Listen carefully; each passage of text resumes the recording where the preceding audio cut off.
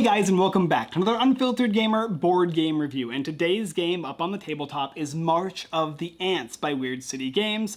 And I believe this is designed by Tim Eisner and Ryan Swisher.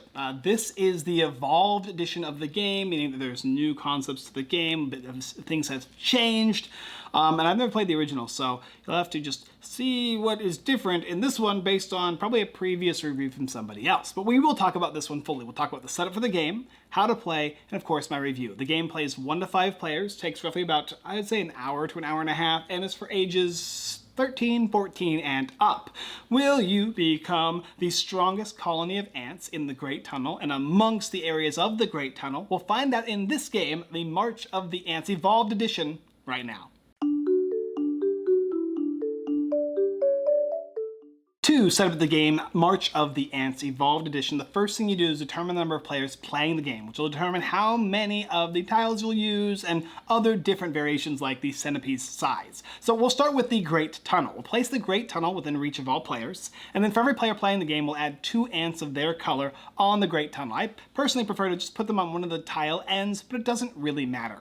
You'll also take the rewards. There's a tier 1 and 2 and 3 and 4. Just choose 2, 3, and 4s and choose 2, 1, and 2s, and you'll put them together. You should have 4 total, 2 and 2. And of course, the first player marker you can go ahead and give to anybody. You will then take the main game board tracker. This will indicate your victory points and of course your rounds of play. Place all the victory point markers with a plus 50 on the opposite end at 0. Place the centipede size at the number of players playing the game, 2, 3, or 4. And in this case, I have a 4 player, so I'll place it at the very top orange space. And then we'll start in early spring. There's no hex battling in this round of play, and we'll place a little leaf token there on number 1. We'll take the battle tracker out and we'll place every single token on there that needs to exist, including the centipede, which is orange. So in my case, we will have the 4 characters and the orange centipede. And then we have the rest tiles. Always take the Great Defender and place it at the very end, and then based on the number of players playing the game, add that many. So in this case, I have 3 plus the Great Defender, and I shuffle the deck of rest cards and place it face down next to that space. Take the centipedes, the food tokens, and the worms, as well as the holes, and set them aside within reach for all players. Now, each player is going to get a player mat. This is where you're going to have your larvae, your eggs, and where you're going to be able to breed your larvae into ants to the Great Tunnel. It's where you'll have your food you can spend, and where you can place out ant parts and colony goals. You'll be taking your ants of your color and placing them off to the side. This is your eggs. You'll take 4 of them and place them in your larva chamber, and then you're going to take 2 food tokens from the food stack pile and place them in your food storage area. There's a deck of cards that is shuffled and set to the side. These are your colony cards, these are your evolution cards, and your goals, and you're going to deal 3 to each player after this is shuffled. And then the last thing you do in this game is you take the stack of tiles here. This is the tiles that attach to the Great Tunnel. So you're going to get 10 of the original ones, and based on the number of players playing the game is how many you add. And in this case, for a 4-player game, you'll have 8 of them, so 2 will be set to the side. And then the same is said for the blue tiles here. You're going to set aside 2 of those for a 4-player game, shuffle each stack separately, and then place the blue on the bottom of the yellow tiles. From there, now the first player has the first player marker, and they've got their ants, their larvae, and they've got their eggs, as well as their food and cards. They'll begin the game, and they will start by playing through the worker phase, soldier phase, queen phase, and then we'll slumber. And we'll rinse and repeat until 4 rounds have been played. Let's go on to how to play the game.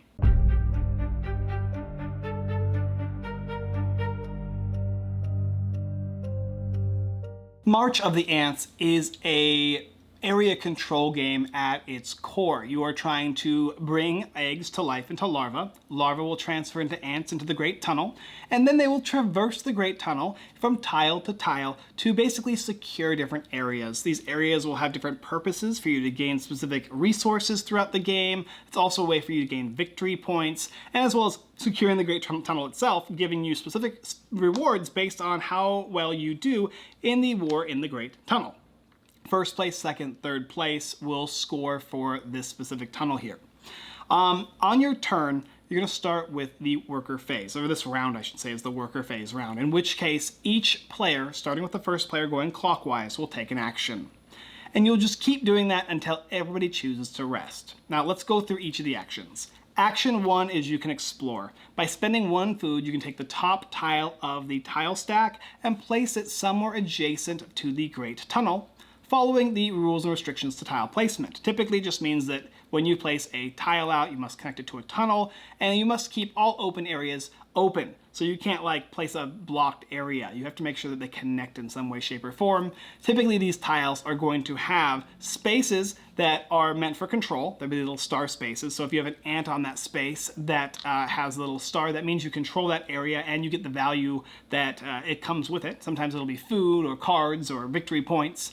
And then there'll be control spaces, these little circular spaces, which means that players can exist there as well and gather resources during the resource period, which is going to be the queen phase. So these spaces not only will score you victory points if you control them and they are attached to the Great Tunnel, but also will give you resources if you have an ant on the spaces. And so that's what you'll do. You'll take that tile out and you'll place it down and you'll pay your food.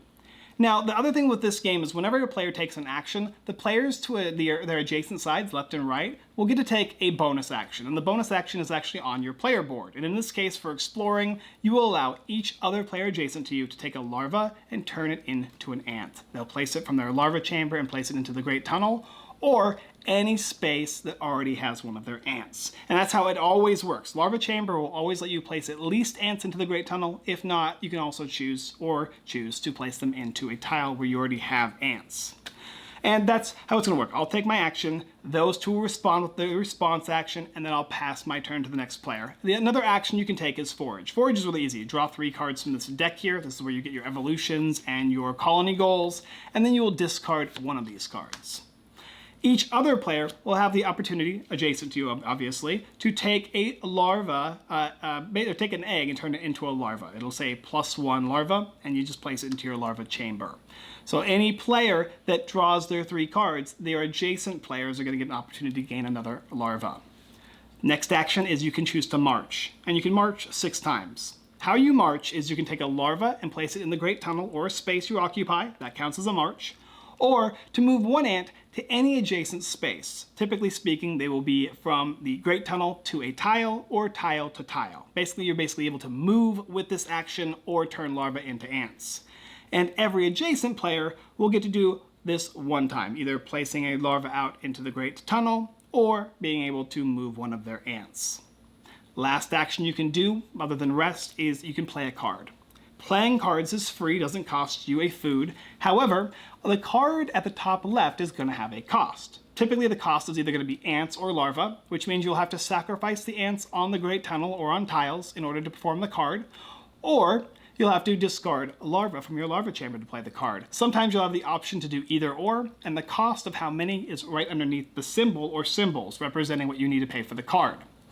Additionally, underneath that will tell you how many are in the deck, so basically how rare the card is, and what you do. There are 3 typically different types of cards. You're going to have evolutions that you'll place on your ant that will give you unique abilities, like after you play your first card during Curiosity, which we'll talk about. You may play an additional card and choose a card at random from your hand. Or maybe it's an event card where you just simply play it, cast it, and then discard it. Or the final one is you can play a colony goal. This is a card that you can basically place up to 2 of them on the right-hand side of your game board, and it will give you an instant action and a benefit where it will score you points throughout the game. So these are things that you want to kind of activate early so that you can do them during each of the rounds to score you additional victory points. Everybody else adjacent to you as a bonus action will get to draw a card and then discard a card. And the final thing you can do is rest. So if you can't do anything else or you choose not to, you can rest. But when you rest, that's the last action you can take, and you must take it whenever it comes back to you. So if I rest, I'll take any of these face-up tiles here and add it to me.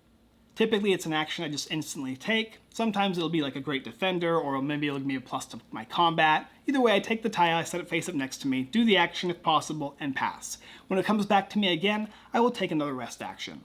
And you will keep doing that until the deck is empty. And eventually, everyone is going to pass and just do rest actions until this rest deck is emptied, in which case, once it's all emptied and everybody has drawn all those tiles, the round is going to be over, and we'll go on to, or the phase will be over, and we'll go on to the next phase, which is the soldier phase. So, phase 1 in a nutshell, take one of these 5 actions, and make everybody else adjacent to you take the bonus action, pass. And keep doing that until the rest deck is emptied. pretty simple. Soldier phase. You will check your head evolution abilities, and if there's a specific ability that affects the soldiers, you'll do that. Additionally, you're also going to get a bonus of 1 combat during the soldier phase for each head that you have, and they can stack. But you only get the top ability, however, you get the bonuses for each card you play. You will resolve battles in the Great Tunnel first, and then in each individual tile where there are ants present that are not occupying one of these spaces here. If ants from different colonies are only occupying spaces, the tile is safe. You can have multiple players on a single tile as long as there's no wandering ants on the outside. If there's wandering ants on the outside, basically ants that are not occupying one of these control areas or resource production areas, then a battle will occur. However, the Great Tunnel is always going to have a fight. And the fight steps are listed here on the battle steps of your player aid. It will explain how it will work with your hex battling for the Great Tunnel and utilizing your Great Defender, but the basic idea is pretty simple. Your ants equal your strength plus your amount of evolutions to your head. So if you got 2 head evolutions and 4 ants, that's 6 power. Everyone will be able to also play a card if they would like, which will give them an extra bonus to their power, which is listed underneath the number of cost in your card here, which in this case it could be 1, 2, 3, or 4. And then you're going to calculate all your points and total them, and whoever has the most will have to will be the winner. And players will then sacrifice units. I'm not going to explain how combat fully works, but the idea is the player that wins kills off the other player's units. The players that lose will kill off a number of the winners, and then whatever is left over is how it happens. And the winner is always able to control the area that they're on if it's a tile. Otherwise, they're just simply going to win the Great Tunnel. And the first player will score the most value, second, and then third, and that will end the Great Tunnel. And you'll do the same for each of the unique tiles that have wandering monsters on them, or wandering ants, I should say, where you can commence battles of 1, 2, 3, 4, or even 5 players. And that's how each of these basically will work. And once all the battle steps have been completed for each of these areas, you'll move on to the Queen phase. This is pretty easy. You'll collect all the resources of all the ants that you have occupying spaces with resources. You'll feed all your ants. 1 food equals 4 ants. However, there are unique changes that can change how this works. But typically speaking, you spend a food and then you're able to feed your ants. You'll then lose unfed ants and lose a victory point if you did in fact have ants starve. And then you're going to choose to gain up to 2 food, or you can choose larvae, 3 of them in fact. And you can do either option, 3 and 3 larvae, a food and 3 larvae, or 2 food. Then after that, you're going to move on to the green, so the second or third or fourth round, depending on where you're at. In this case, I'm going from 1 to 2. And I'm going to slumber. I'm going to gain victory points for each of the areas I control around the Great Tunnel, score any colony goals, refresh all the rest tiles, and place obviously the Great Defender at the very end, and rinse and repeat going through all 4 rounds. Now, there's no Queen's Choice on the 4th round of the game, and there's no hex battles on the 1st round of the game.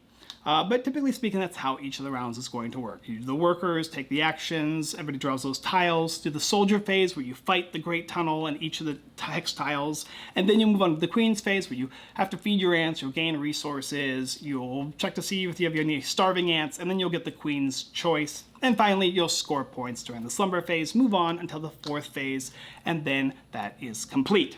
Now, there are obviously unique little differences in the game that I'll cover kind of in my review a little bit, talking about like what the centipede does, talking about how you can gain benefits from evolving your ants, and maybe we'll talk about a little bit about colony goals, but for the most part, that's how the game is played. This is an area control game first and foremost, and your objective is to control as much as you can as far as the Great Tunnel is concerned, and all of the surrounding tiles that are adjacent to the Great Tunnel. And there are also some spaces in the game that give you victory points. And at the end of the game, whoever has the most victory points is the winner of the game, March of the Ants. So let's talk about March of the Ants. And I'll cover a little bit of the bonus kind of content, as well as what I think about the game, obviously. But the first thing I really want to talk about is some of the unique things you can do in this game. Like, for instance, occasionally tiles will come out that will have a centipede. And you can fight that centipede during the soldier phase, which is kind of like you versus the AI. And each time you beat the centipede, you'll get value. Typically, you'll start with food. So slowly, you'll start to gain food and victory points. And then you'll gain even more victory points and food based on how many of the centipedes come out. With more players, there are more centipede tiles. And with less players, there are less tiles. Thusly, you require to beat less to gain more value. And they're typically pretty easy to start off with, and they get a little more challenging, but I'm not going to discuss battle with them because they basically function the same way, other than just whether you win or lose, you're going to sacrifice a lot more ants. I think if you lose all your ants, and if you win, you lose half your ants, which is still rather painful when it comes to combat, as opposed to fighting people that are in the game with you. There are also some unique wormholes. There are going to be tiles on the game board that you'll be able to move from one space that has a wormhole to another as a one march action. This can be very vital for you in the game, and so I suggest you watch for them as you proceed and as tiles get revealed, because they're not super duper noticeable like these centipedes are, but they are there, and you will need to utilize them to basically control all the outer perimeter tiles on the Great Tunnel, because that's the most important thing in this game, is to control the Great Tunnel as much as you can, and maybe not every round, but as many rounds as you can get. And each of the surrounding tiles is a victory point at the end of every round, so you'll need to be watching out for those and making sure that no player has more than you. Another great way of scoring bonus points is getting one of each of these stacks here of unique evolutions. There's a head, body, and butt, and if you can get all three of them, you'll get scoring bonus points, and for each of the sets you get more. In addition, each of the cards that you place down will give you value. Like, for instance, the heads. Each head you get will give you a bonus to your combat for every combat in the game. Your thorax, which is your body, is going to give you a free kind of like follow action, like the bonus actions you get when somebody takes an action that's adjacent to you. You can take each of those bonus actions for every thorax you have. It's pretty strong. And finally, you've got your butts. For each butt that you have, your food is going to feed one additional ant. So you start with one food to 4 ants, you got 2 butts, now it's 1 food to 6 ants. So obviously the more butts you got, the more food you're able to store and feed your ants with. You can only ever have 2 colony goals, and these cards here typically will tell you how many points you will get.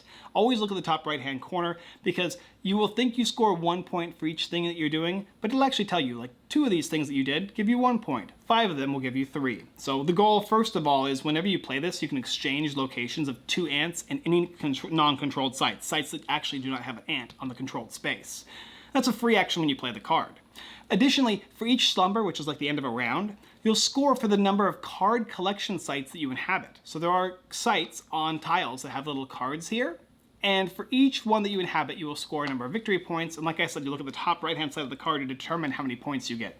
2 spaces is 1 point, 3 is 2, and 5 spaces is 3 points, and you'll get that for every round. So playing these cards out early, the goals, is very, very important.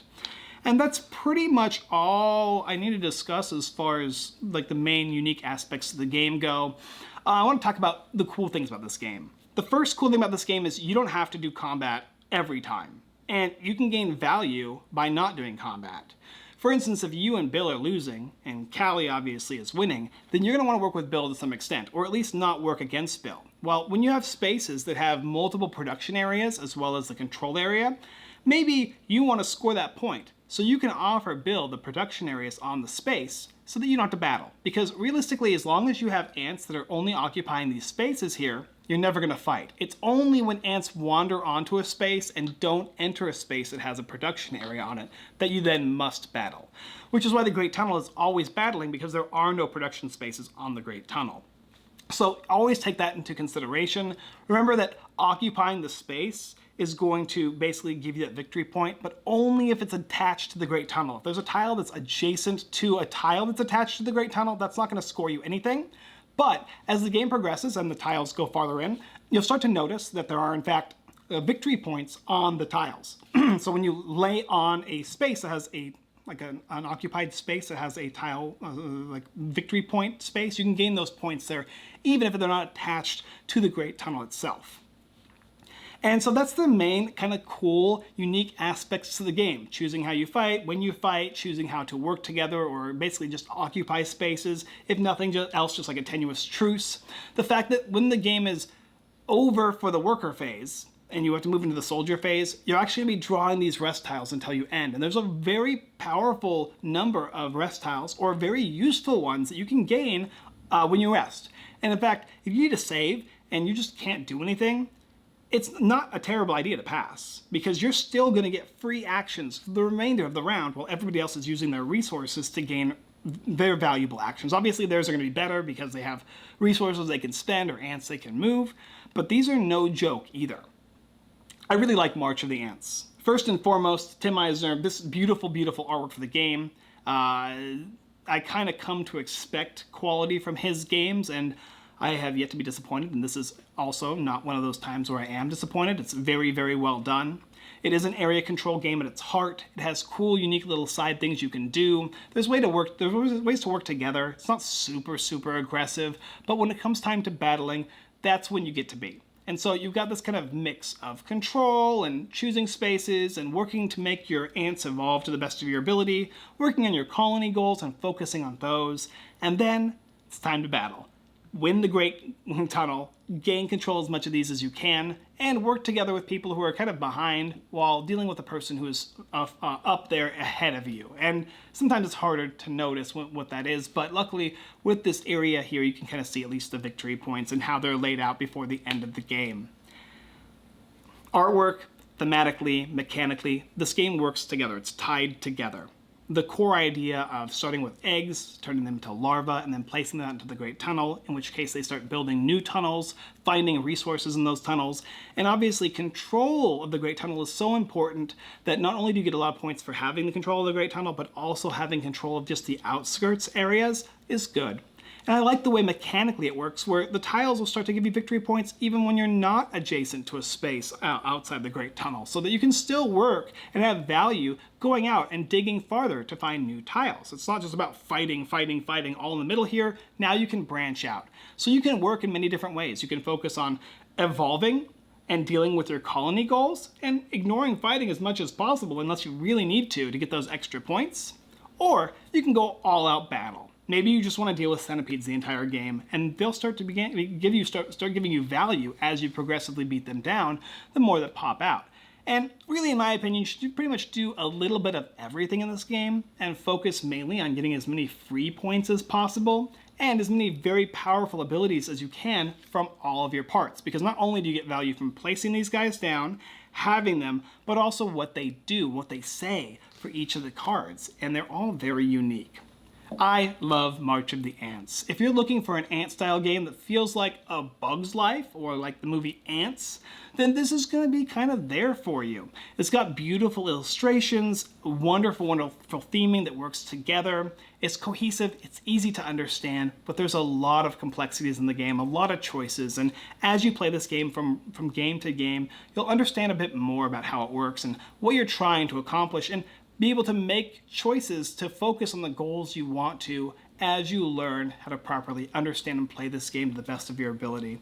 For an area control game, it's excellent, and for you bug lovers out there, this is just another win. This is a game that I'll give my seal of approval for because I really, really like this one. It's going to sit there in one of my favorite area control games for quite a while. I haven't played one in a while that I really liked as much as this one, other than like Cthulhu Wars and those type of games, obviously, that have the no luck. But as far as a family game goes that feels like this, it's so good. So yeah, strongly recommend March of the Ants, the Evolved Edition specifically. Thank you guys for watching another Unfiltered Gamer board game review for the game March of the Ants Evolved Edition by Weird City Games. If you're interested in picking up this title, there's a link down below in the description. If you enjoyed our video, if you found it useful, if you found the idea that we were able to kind of create this video to understand how to play these type of games, want to see more, check out the rest of our channels here on YouTube. In fact, I believe we even played this game live.